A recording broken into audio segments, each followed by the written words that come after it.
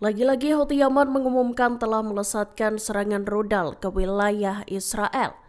Dalam pernyataannya pada Kamis 5 Juni 2025, Houthi menyatakan bahwa serangan itu menarget Bandara Ben Gurion sebelah timur Tel Aviv. Dilaporkan serangan itu sebagai tanggapan atas kejahatan kelaparan yang dialami warga Gaza akibat agresi Israel. Begitu pula dengan serangan Israel baru-baru ini di pinggiran selatan Beirut, Lebanon. Dikutip dari Al-Mayadin, juru bicara Houthi Yahya Sari menyatakan, rudal yang digunakan dalam operasi itu adalah Palestine II. Rudal balistik hipersonik ini merupakan rudal ke-46 yang dilesatkan dari Yaman ke sasaran Israel. Sari mengonfirmasi bahwa serangan tersebut mencapai tujuan yang telah ditetapkan, yaitu memaksa penutupan lalu lintas udara di bandara dan membuat jutaan pemukim Israel mengungsi.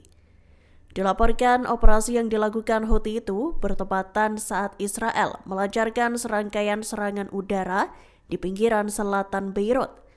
Serangan Zionis itu disebut menghantam lokasi produksi pesawat nirawak di daerah pemukiman padat penduduk.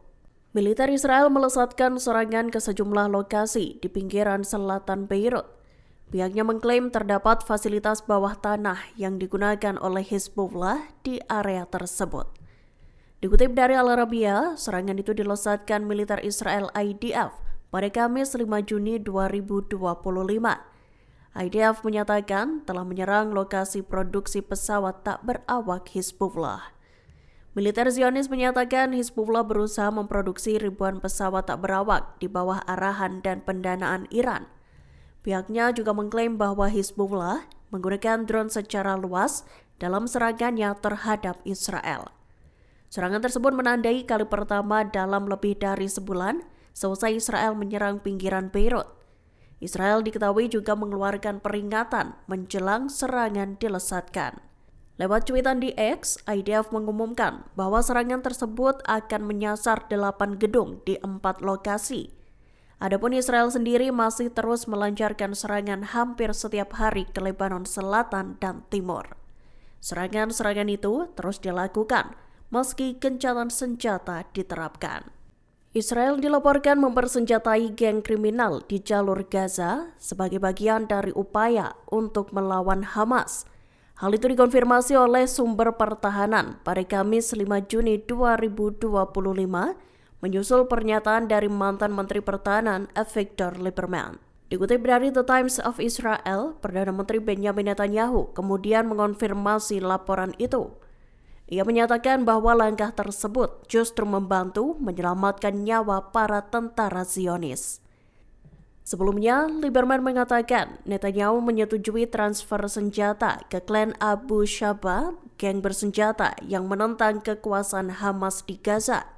Ia juga mengklaim bahwa Kepala Shin Bet Ronen Bar mengetahui keputusan tersebut. Lebih lanjut, kantor Perdana Menteri Netanyahu tampak menanggapi komentar Lieberman itu. Tak membantah tudingan, namun pihaknya menyatakan berupaya mengalahkan Hamas dengan berbagai cara.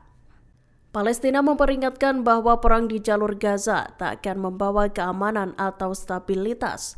Terlebih seusai Amerika Serikat memveto rencana resolusi gencatan senjata segera yang diusulkan Dewan Keamanan PBB. Seperti diketahui, resolusi itu mencakup gencatan senjata segera dan permanen di Gaza. Dikutip dari Anadolu Agency Jumat 6 Juni 2025, juru bicara otoritas Palestina Nabil Abu Rudeina pun melayangkan peringatan pada Amerika. Disebutkan veto Amerika Serikat itu justru akan mendorong Israel untuk melanjutkan kejahatannya di jalur Gaza. Ia lantas menyerukan akses kemanusiaan segera ke Palestina. Selain itu, Nabil juga mendesak penentuan nasib Palestina sendiri di bawah hukum internasional. Sebagai informasi, pada Rabu 4 Juni 2025 lalu, Amerika memveto rancangan resolusi DKPBB tersebut. Ledakan besar mengguncang pinggiran selatan Beirut, Lebanon pada Kamis 5 Juni 2025 malam. Serangan itu terjadi beberapa jam seusai militer Israel mengeluarkan peringatan evakuasi pada penduduk setempat. Diketahui pasukan Zionis menarget lokasi yang disebutnya sebagai tempat produksi pesawat tak berawak Hizbullah.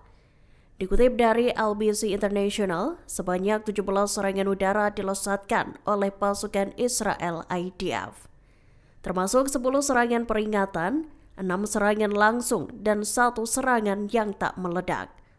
Sebelumnya, IDF juga menyatakan bahwa pihaknya menarget 8 gedung di 4 lokasi berbeda. Daerah-daerah itu meliputi Hades, Hurei, dan Burj al-Barajneh di distrik Daye. Diketahui, serangan itu didasari oleh klaim IDF yang menyatakan adanya fasilitas bawah tanah milik Hizbullah di pinggiran selatan Beirut. Lebih dari 640.000 warga Palestina dipaksa mengungsi oleh militer Israel. Dalam pernyataan PBB pada Kamis 5 Juni 2025, akibat perintah pengungsian militer Israel itu, hampir sepertiga populasi di Gaza dievakuasi berulang kali. Jumlah tersebut terhitung sejak Maret setelah Israel mengeluarkan 35 perintah pengungsian. Situasi kemanusiaan di jalur Gaza pun kian memburuk, terlebih selesai militer Israel melakukan pembatasan terhadap akses bantuan kemanusiaan. Dikutip dari Anadolu Agency, juru bicara Kantor Koordinasi Urusan Kemanusiaan Stephen Dujarric mengatakan, otoritas Israel kembali mengeluarkan perintah pengungsian. Kali ini mencakup 54 lingkungan di 3 gubernur, yakni Gaza Utara, Gaza, dan Deir al-Balah. Dikatakan Dujarric, Israel juga menolak gerakan kemanusiaan yang memerlukan koordinasi. Hal itu termasuk penolakan terhadap pengiriman air, pengambilan pasokan nutrisi, dan relokasi stok bahan bakar. Menteri Pertahanan Israel Katz memperingatkan bahwa militernya bakal terus menyerang Lebanon. Serangan itu akan dilakukan terus-menerus jika Hizbullah tak kunjung dilucuti. Peringatan itu dilontarkan pada Jumat 6 Juni 2025, sehari selesai Israel melesatkan serangan udara ke pinggiran selatan Beirut. Katz menyatakan tak akan ada ketenangan di Beirut tanpa ada keamanan bagi negara Israel. Begitu pula dengan ketertiban atau stabilitas di Lebanon. Dikutip dari Al Arabiya, Katz juga menanggapi kecaman Presiden Lebanon atas serangan yang terjadi di pinggiran selatan Beirut pada Kamis 5 Juni 2025 malam. Diketahui Presiden Lebanon Joseph Aoun menyebut serangan Israel itu sebagai pelanggaran yang mencolok terhadap gencatan senjata yang disepakati. Terlebih, serangan itu dilesatkan Israel jelang Hari Raya Idul Adha. Menurut Aoun, serangan tersebut merupakan bukti tak terbantahkan mengenai penolakan perdamaian. Download Tribun X sekarang, menghadirkan lokal menjadi Indonesia.